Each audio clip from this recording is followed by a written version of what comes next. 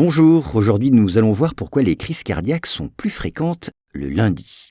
Alors, des chercheurs irlandais ont étudié les dossiers médicaux de plus de 10 500 patients hospitalisés entre 2013 et 2018 à la suite d'un infarctus du myocarde. Et ils se sont aperçus qu'un plus grand nombre de malades étaient admis à l'hôpital le lundi. Et cela va plus loin puisque les crises cardiaques les plus graves se déclencheraient plus volontiers ce jour-là. Pour être très précis, des personnes à l'état de santé comparable auraient 13% de risque supplémentaire de faire une crise cardiaque le lundi. Alors pour expliquer ce phénomène, on a d'abord invoqué le fonctionnement de notre horloge interne. Elle conditionne ce que les scientifiques appellent le rythme circadien, qui régule l'alternance entre la veille et le sommeil.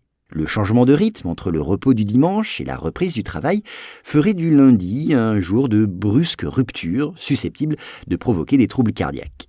Mais disons-le, les médecins ne savent pas précisément pourquoi le premier jour de la semaine est plus propice aux crises cardiaques. Mais ils pensent que cette fréquence n'est pas liée à une cause unique. En plus du dérèglement de l'horloge interne, ils incriminent donc le comportement des patients au cours du week-end.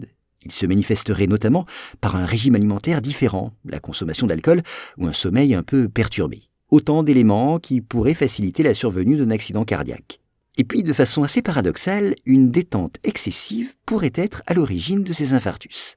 Eh bien oui, pour certains médecins, une relaxation trop poussée et une absence totale de stress seraient plutôt des facteurs négatifs, ce qui pourrait expliquer le nombre également très élevé de crises cardiaques le dimanche. La survenue ce jour-là de ces malaises cardiaques pourrait aussi faire penser à une cause plus psychologique, liée à l'appréhension de reprendre un travail stressant.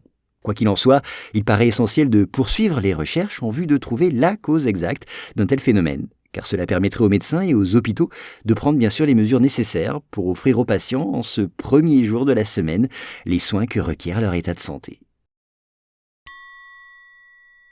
Voilà pour cet épisode. S'il vous a plu, sachez que j'en publie plusieurs par jour sur mes podcasts Choses à savoir. Je mets tous les liens en description. Merci.